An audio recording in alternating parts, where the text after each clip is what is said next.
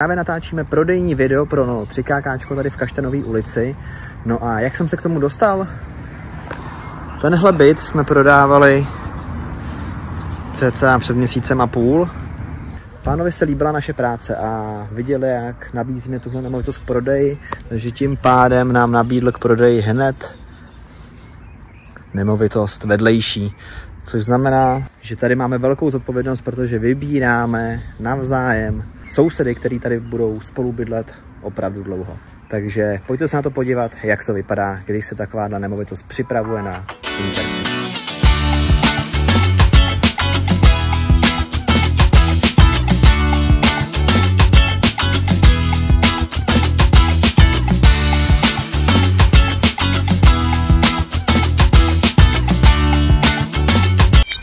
Tak jedu ještě domů pro homestagingové vybavení, respektive pro jednu židli, kterou si myslím, že se nám určitě bude hodit. Hodíme ji tam na pergolu, bo je to podle mě geniální. Takže hodíme to tam a jedeme zpátky.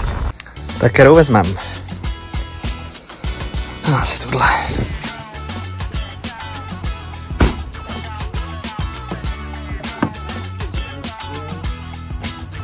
Tady svýho nevlastní, teda tady svýho nevenčí, ale cizího.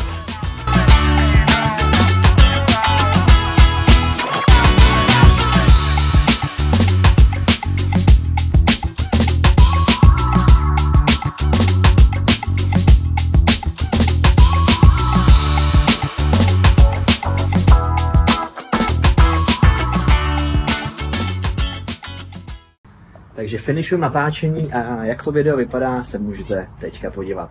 Teda aspoň na kousek. Bydlet jako v domě, ale bez starostí. Tohle je byt, který vám dá ten pocit. 3KK v přízemí. Ideální řešení pro každého, kdo chce klid, soukromí a pohodlí. Největší bonus? Vlastní pergola přímo u bytu. Pergola je na stejné úrovni jako byt. Žádné schody, žádné kompromisy. Můžete z obýváku vyjít rovnou ven, dát si snídani nebo si večer posedět s přáteli. Uvnitř najdete prostorný obývák s kuchyní, 2 ložnice a koupelnu s vanou. Všechno připraveno rovnou k nastěhování. Tak jdeme se podívat na dům, který budeme nejspíš prodávat a chtěl jsem vám ukázat, jak to vlastně vypadá od té prvotní schůzky na té nemovitosti, kdy se na to jdeme podívat, aby jsme to nacenili, až vlastně po to, jak to proměníme do inzerce, jak to bude vypadat, jak to natočíme, až po vlastně finální produkt, což znamená inzerci nemovitosti. Takže pojďte se na to podívat.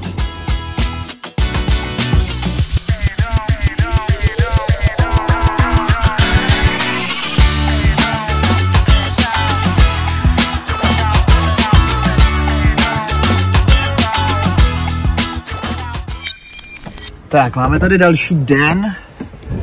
Dneska jsem si dal krátký admin v práci, v kanclu. Teďka si dám fitko a odpoledne natáčíme další nemovitost, takže se máte na co těšit.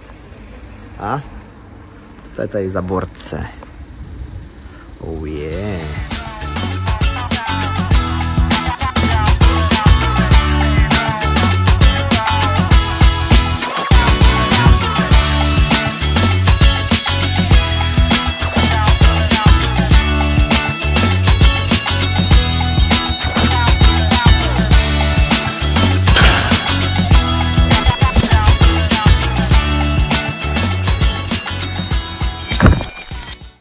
Nacházíme se v Lysí nad Labem, dneska natáčíme byt 2+1, kousek od náměstí. Celý den bylo hnusně, ale nakonec nám počasí krásně vyšlo. Vezmu vás sebou dovnitř, uvidíte, jak to vypadá, když se byt stageuje, respektive když se dům stageuje, jak to vypadá s fotografií, s kamerou a se vším, co kolem toho řešíme. Takže se na to s náma pojďte podívat. Tak. Už na první dobrou je vědět, že to krásně uklidili, připravili to přesně podle instrukcí.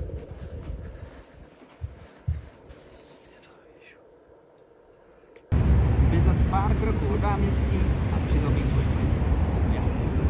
Pak to vystřelím, jo. A jdeme, jo. Bydlet pouze pár kroků od náměstí a přitom mít svůj klid. Jasně.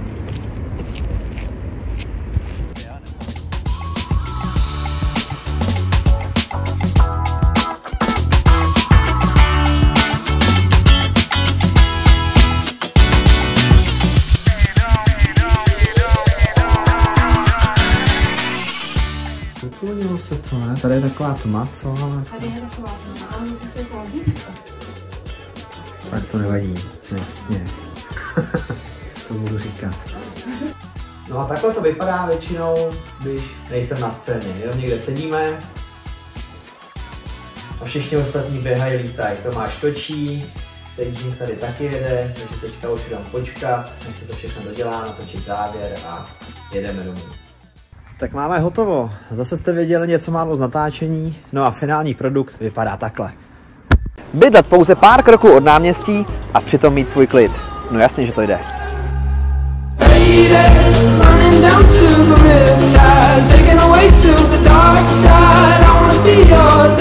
Zahrada akorát.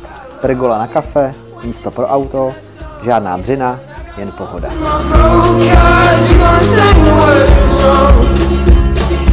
A vevnitř je to úplně jiná paráda. Krásně prostorná kuchyň se vstupem ven, obývací pokoj, ložnice a koupelna s podlahovým vytápěním.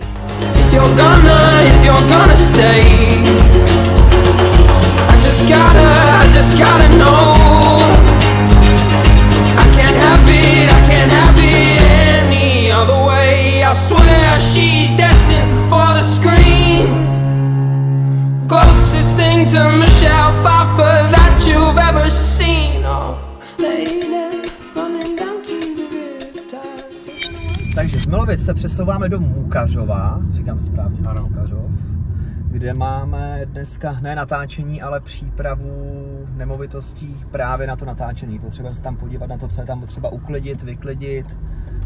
Co je zajímavé, tak tyhle ty nemovitosti obě dvě navrhoval architekt Ivan Kroupa, tady vám dám fotku. Je to jeden z nejúspěšnějších architektů vůbec v České republice, takže jsme na to zvědaví, ty nemovitosti vypadají dobře, už jsme tam jednou byli, takže se jenom podíváme, řekneme jim, co je tam potřeba zprava dobrý udělat za úpravy a uvidíme se tam.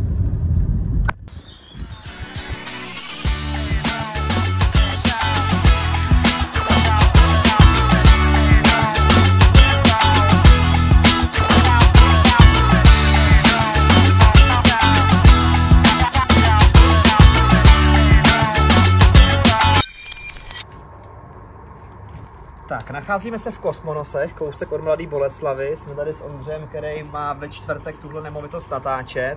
Takže tady děláme lehkou přípravu, budeme si říkat, co tady všechno potřeba udělat. Nahrál jsem vám něco z dronu, takže se na to pojďte s náma podívat. Tak, ještě se to rychle projdeme, takhle chajda. Dovnitř asi chodit ani nemusíme, je tam taková malá jedna místnost, skleník, zahrada, Ondra. Klasická kadibouda, to radši otvírat taky nebudu. A tady taková malá dílnička. Takže ve zkratce všechno z dílny musíme vyházet, musí se tady trošku pořešit ta tráva, skleník dáme trošku dokupy, aby to nějakým způsobem vypadalo, aspoň v rámci možností trochu reprezentativně. Ale okolí to tady super, lokalita je dobrá, fakt asi kilometr od Mladé Boleslavy, takže si myslím, že by to mělo jít prodat dobře.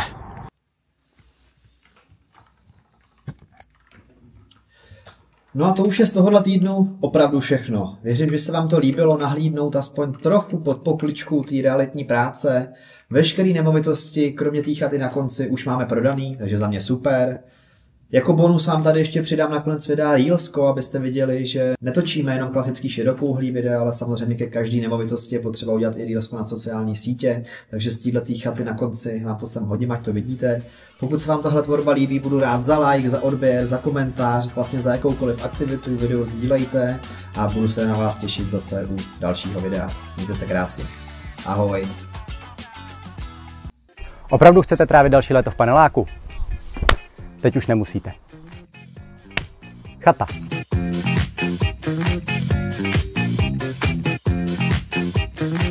Skleník.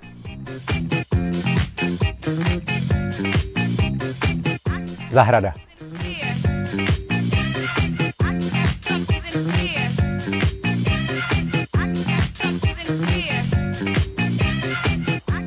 Tak co vy na to?